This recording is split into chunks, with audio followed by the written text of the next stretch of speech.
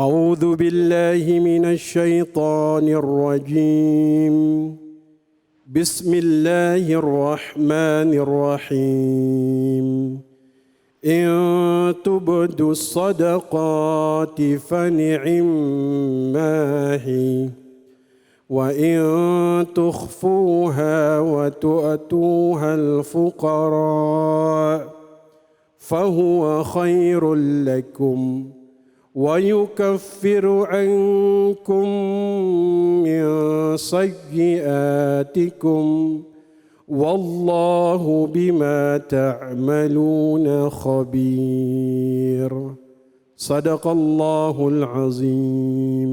Sadaqallahul azim. Alhamdulillahirabbil alamin.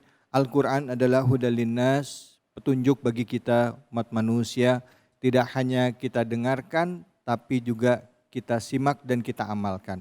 Nah, untuk memaknai ayat yang tadi sama-sama kita bacakan dan memaknai juga mengenai tema sedekah, langsung kita dengarkan tausiah dari Ustadz kita, Ustadz Ruslan Husin Marasabesi dengan tema sedekah yang tidak diterima amalnya. Fadhal Ustadz. Baik, makasih Mas David. Bapak Ibu sehat semua? Alhamdulillahi Rabbil Alamin. Tadi surat yang dibacakan surat apa? Ayat berapa? Ada yang hafal? Yang hafal boleh pulang duluan. Baik. Dalam surah Al-Baqarah 271 ini disampaikan oleh Allah Subhanahu wa taala, wa in tubdu sadaqati fani'immahi. Kalau ditampakkan sedekah kalian maka itu baik. Tapi kalau disembunyikan itu lebih baik. Maka kata Ibnu Katsir ketika beliau menafsirkan ayat ini, ada 7 golongan yang kemudian mendapat naungan Allah nanti di hari kiamat. Sab'atun yuzilluhumullahu yauman la zilla illa zilluhu. Ada 7 golongan yang mendapat naungan Allah nanti di hari kiamat. Siapa mereka? Ada 7. Yang ketujuh siapa?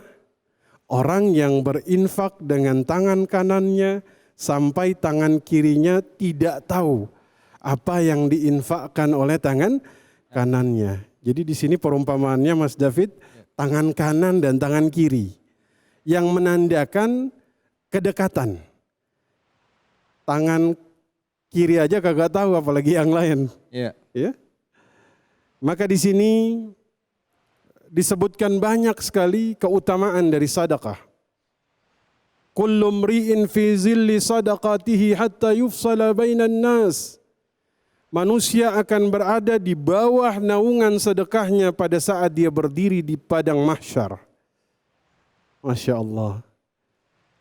Matahari didekatkan 1 jengkal di atas kepala. Tudna syams.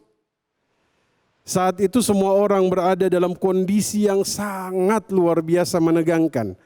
Bayangin, sedekahnya menaungi dirinya pada saat itu.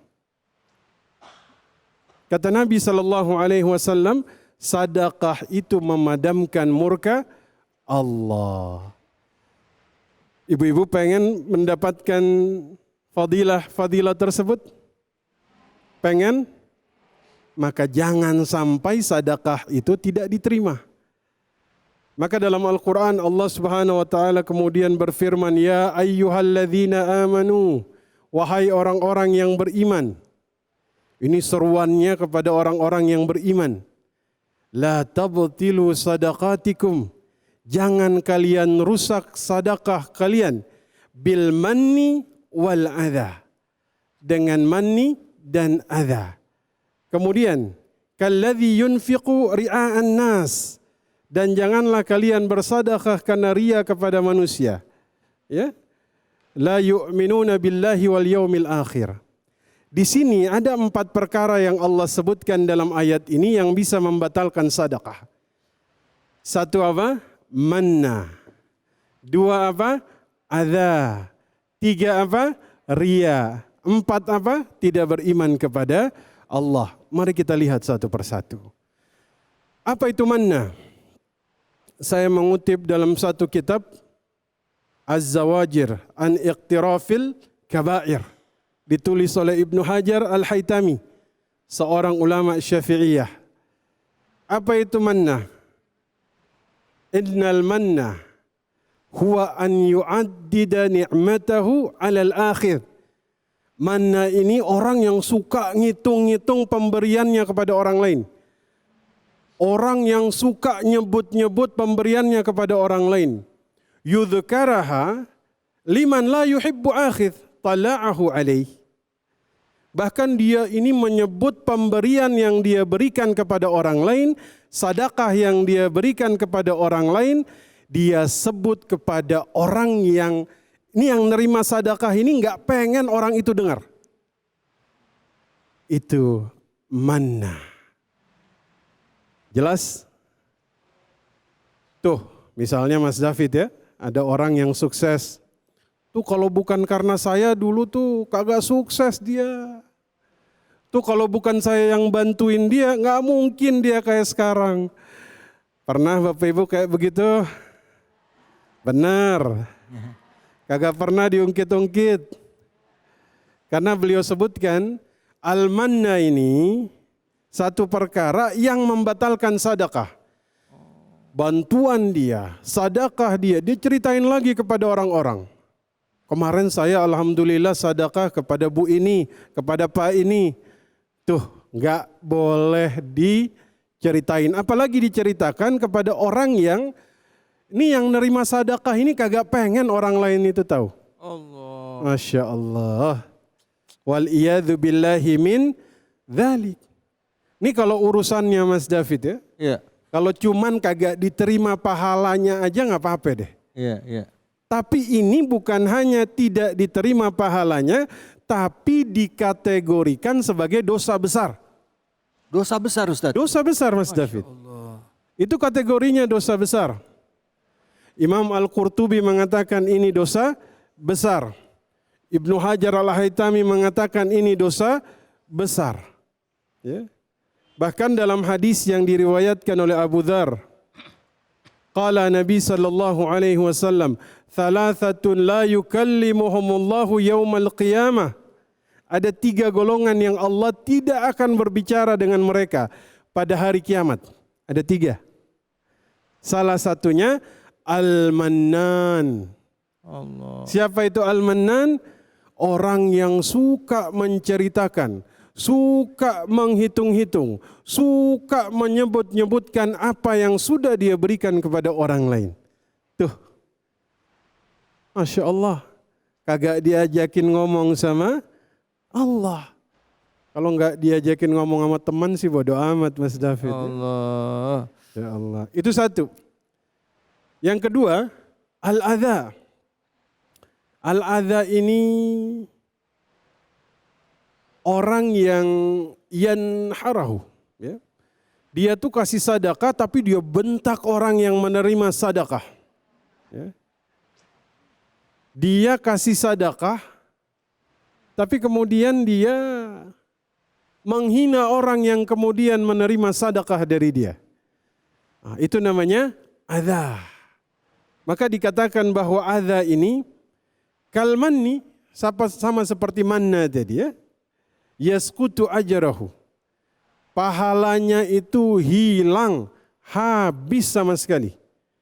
Ya, bahkan dikatakan fala yambaghi an yatluba minhu du'a.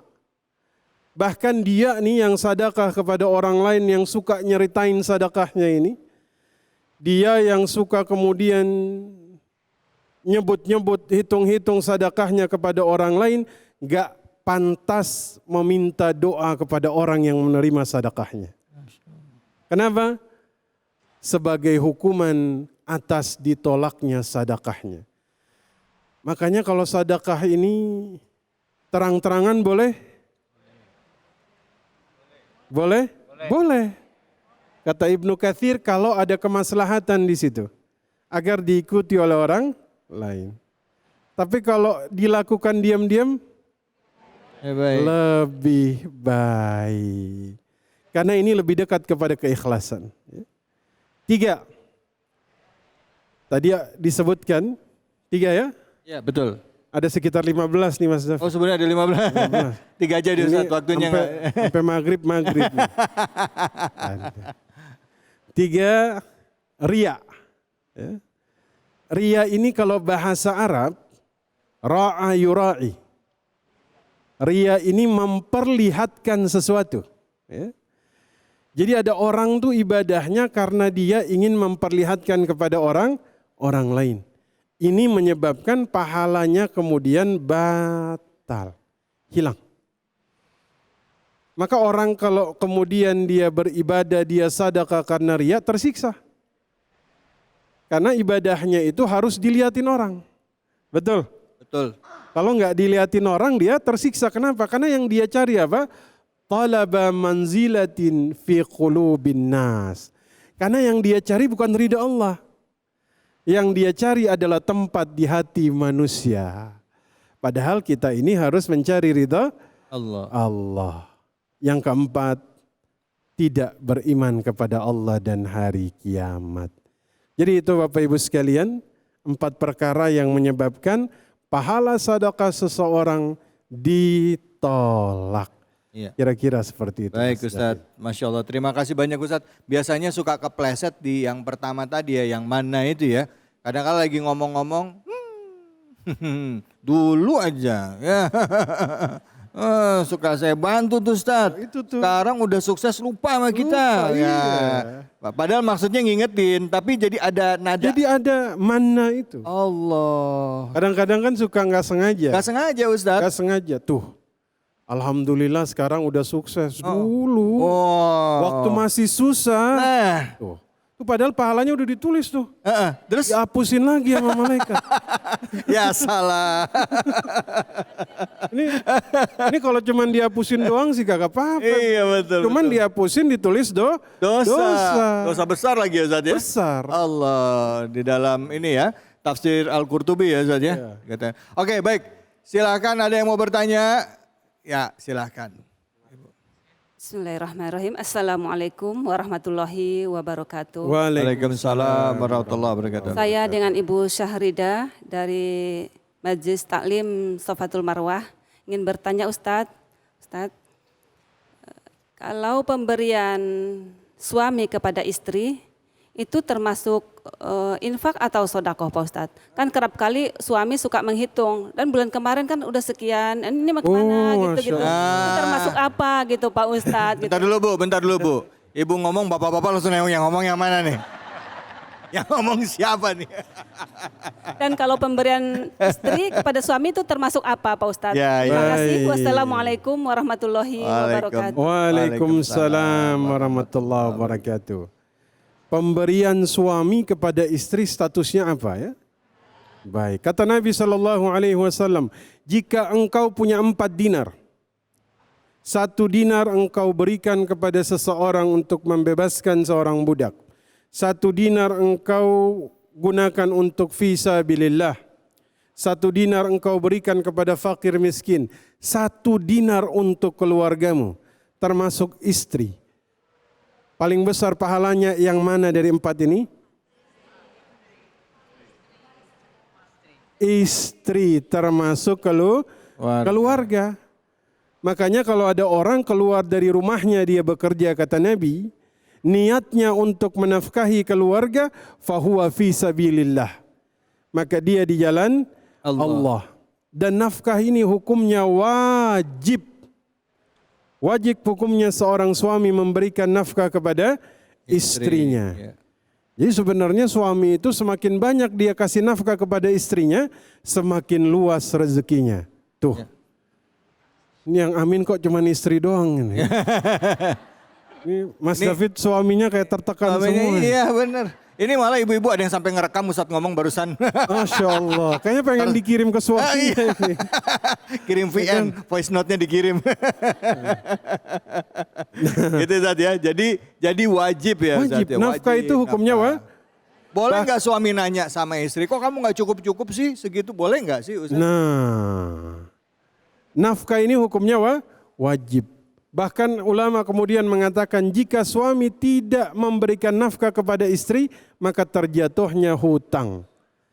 Tapi seorang istri, Dia harus menyesuaikan diri dengan nafkah yang kemudian Allah berikan kepada suami. Nih, dulu Rasulullah Sallallahu Alaihi Wasallam, ada nggak istrinya minta cerai karena kemudian Nabi Muhammad gak punya duit? Nggak ada. Dulu Nabi Muhammad itu dapurnya itu nggak keluar asap selama 40 hari. Saking tidak ada makanan. Kira-kira Aisyah minta cerai? Nggak. Kagak ada tuh. Cuman istri zaman sekarang doang, Mas David. Pulangkan aku katanya. Iya. Gara-gara kagak cukup. Iya. Cukup dan tidak cukup ini tergantung bagaimana hati kita yang menampung itu semua. Insya Allah. Ya, orang tuh kalau hatinya lapang, hatinya luas, di rumah sekecil apapun terasa luas. Masya Allah. Betul. Penghasilan suaminya sekecil apapun terasa cukup. Masya Allah. Tapi kalau hatinya sudah sempit, rumah seluas apapun rasanya sempit. Uang sebanyak apapun rasanya kurang. Ya. Baik. Masya Allah. Mudah-mudahan Allah berikan rasa syukur Mas David ya. Amin. Allah berikan rasa syukur kepada istrinya dan Allah berikan sabar kepada suaminya. Amin. Tapi zaman sekarang banyak sih Ustadz, istri-istri yang pengertian sama keadaan suami. Oh, Masya bahkan tidak Allah. jarang juga yang bikin sampingan kayak jualan juga. Ya gitu ya Bu ya. Betul. Nah kalau istri juga ikut membantu rumah tangga gitu, jatuhnya apa? Sodako Baik. atau gimana Ustadz? Sama sodakoh juga ya ketika istri dia membantu rumah tangga.